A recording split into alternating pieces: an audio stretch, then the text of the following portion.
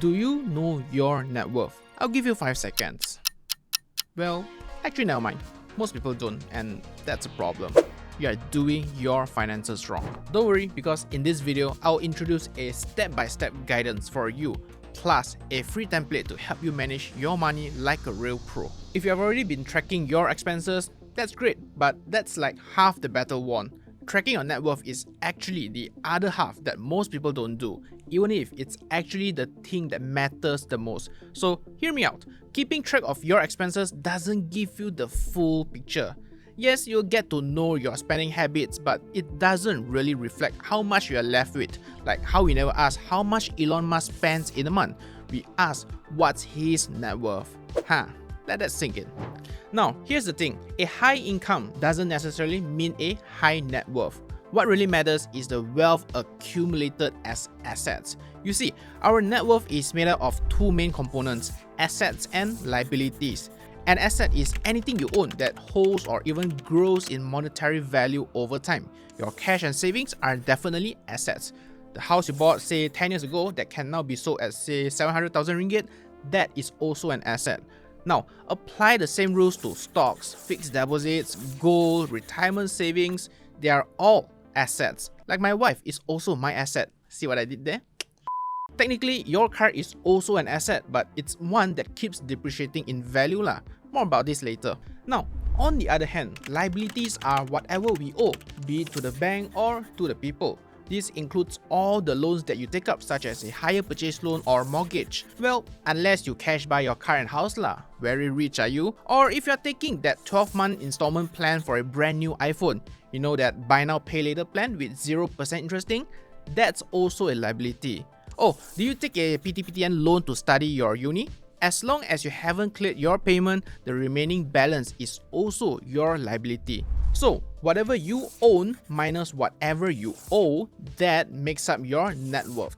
And to make your life easier, we can track all the inflow and outflow of our money with a net worth tracker. I've made a very simple template that you can download for free. Links down below. And once you do that, you will automatically get a copy for your own use on your Google Drive so that you can manage it on any device online. If you look at it as a whole, each sheet over here is designed to accommodate an entire year's of financial data. When the new year starts, simply duplicate the sheet and update the year in this cell. So let's first go through the asset. Still remember, it's the first part of the equation of your net worth. The more, the merrier of course. Say you want to track for the month of February. By the time the month ends, we can then update this sheet while your memory is still fresh. And note that in this sheet, only cells with this beige color requires a manual key in from you. The rest are formularized, so you can leave those alone. We'll start with savings account, investments, and fixed deposit. Over here, you'll find that the rows are marked in white color, which do not require your input. Instead, scroll down to the total assets section for a breakdown of various types of accounts. Take the personal account as an example. You can tailor the columns to your own bank savings, e-wallets, or even a multi-currency account. And when it's time to update, simply log into each account, check the balance, and input the number over here.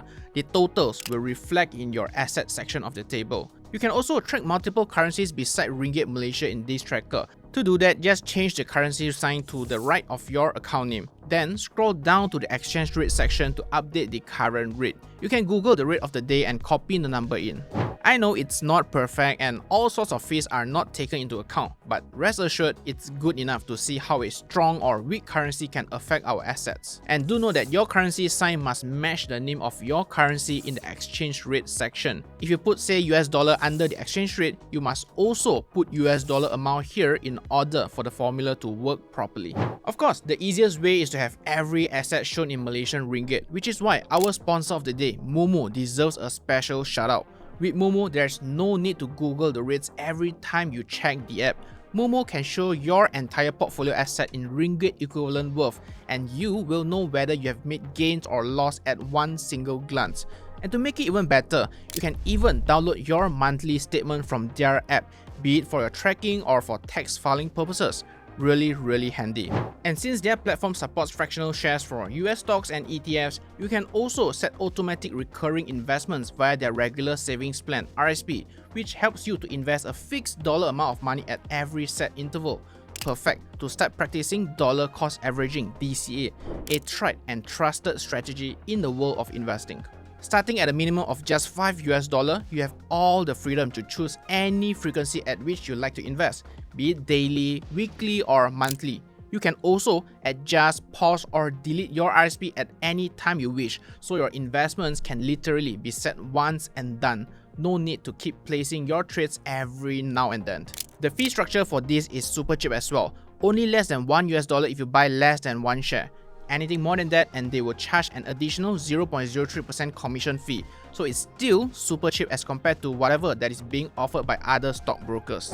Quickly deposit with my exclusive code Z11, that's Z11, to get amazing sign-up rewards while the campaign lasts. Now, back to the tracker. You can scroll back to the main table and then do the same for your fixed deposits, EPF, and any other funds. Feel free to rename the columns to better match your portfolio.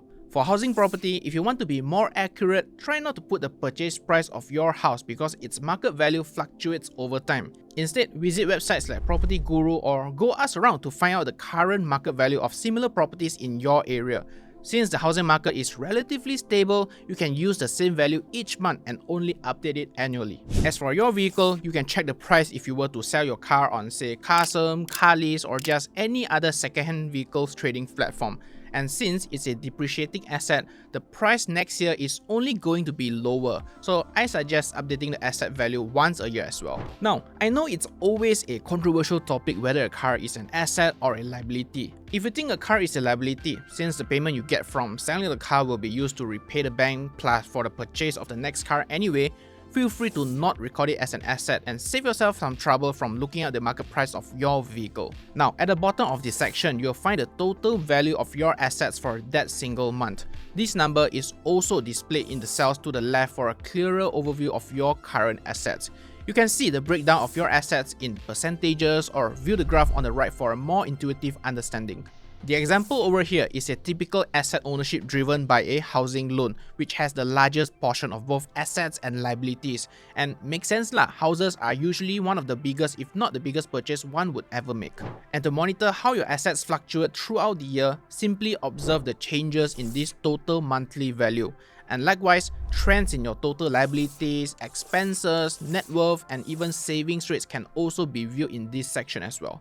And that concludes the assets section. Now, moving on to the income section. This part is straightforward if you are a salaried employee. I recommend you using your take-home salary rather than your gross salary, since it's the real amount of money that you are able to spend. If you have other revenue like bonus, dividend, or maybe you're a landlord with a rental income, or a talented freelancer doing projects out there, do record every cent down as it gives a better view of your income fluctuations over time. And similar to the asset, the total income for the month will be summed up and displayed in the last row of the income section. And additionally, to the left, you'll find the accumulated income for the year broken down by category, presented in both exact figures and as percentages. For members of the FIRE community, financial independence retire early, reviewing these percentages can be crucial. How reliant are you on active and also passive income? Can you quit the job now and still survive? Those are the things that it will tell you. Now, moving on to liabilities, the second part of the equation. Yes, liabilities will erode your net worth, but I won't necessarily say the lesser it is, the better it is. Well, if that student loan helps you to complete the degree and get a better rate in the job market, that's a good debt in my opinion. A car loan would help you to move around as a sales executive. Again, could be a good debt, but it can be very risky if you over leverage lah, and it's exactly why it's okay to have debt, and it's important to track it from time to time. In this section, write down all your housing loans, car loans, hire purchase, student loans, personal loans, and so on. It's important not to use the original loan amount since we are making repayments every month for most of our debt. Instead, we should update the remaining balance. For example, if you have a housing loan with Tiger Bank, just open their app and check the remaining loan balance for this month. Mine is Public Bank, but it's the same for all apps. This step is crucial, especially if you have a full flexi loan and sometimes make lump sum payments to save on the interest. But here's a lazy tip for you. If you pay a fixed amount each month, you can check the remaining balance at the start of the year and then simply deduct the loan amount with your monthly repayment throughout the year. Over the months, the exact amount may run from the true remaining balance due to interest rate fluctuations, but you can always update the numbers again at the start of the next year, so no problem. As for your car loan, if you choose not to include it as an asset, you can totally skip the liability part as well and only record it as a monthly expense. And finally, our last section, the money outflow. In this section, I've divided it into two parts, investment and expenditure. For investments, simply record any new funds you deposit into investment platforms for that month. Just deposited 5,000 ringgit into the Moomoo app to buy US stocks? Well, write that down. Personally, I don't consider our 11% EPF contribution as an expense, as it's not recorded in the income section. Remember, your income that you recorded earlier is already take-home pay, meaning already minus off all the statutory deductions like EPF, PCB and SOCSO, etc. Instead, the accumulation of EPF savings, which is a sum of your account 1, 2, 3 that you can find on your EPF account, will be reflected in the assets section when you are filling it. Now, regarding expenditures, if you are already using an expense tracker, simply update this list of expenses to align with your existing ones, then copy the numbers each month. If you are totally new to expense tracking, don't worry. Enter my personal favorite, the Buddy Budgeting app that is free on the App Store and is really nice to use with lots of customization features. Not sponsored by them, just sharing with y'all the tool that I'm using every single day. If you really don't want that extra bit of hassle, you can still sort of shortcut your way through with some of the default expense tracker provided by your bank's app or even e-wallet to get a ballpark number of how much you spent last month, then fill it in as a lump sum. Don't feel pressured to sit down for hours and hours sorting through your expenses. Rough estimation is better than none, right? When all is said and done, you can finally know your net worth. Just scroll to the bottom of the spreadsheet where a net worth is automatically computed by subtracting total liabilities from total assets. Remember, knowing your net worth is not just about seeing a single number, it's about understanding your financial trajectory and making informed decisions that align with your personal and financial goals. Whether you are aiming to grow your savings, reduce debt, or invest smarter, this tool is designed to help you achieve the goals more effectively and maybe even faster. Again, our tracking doesn't need to be 100% accurate. Some rounding errors or approximations are totally fine. What's more crucial is the overall trend. If it helps you to maintain your habit, skipping a few little steps is not a big deal at all. Alright, that's all I have for you right now. Don't forget to check out Moomoo Malaysia in the link down below, the one-stop solution for all your investing needs. Quickly deposit with my exclusive code Z11 to get amazing sign-up rewards while the campaign lasts. Thanks for watching.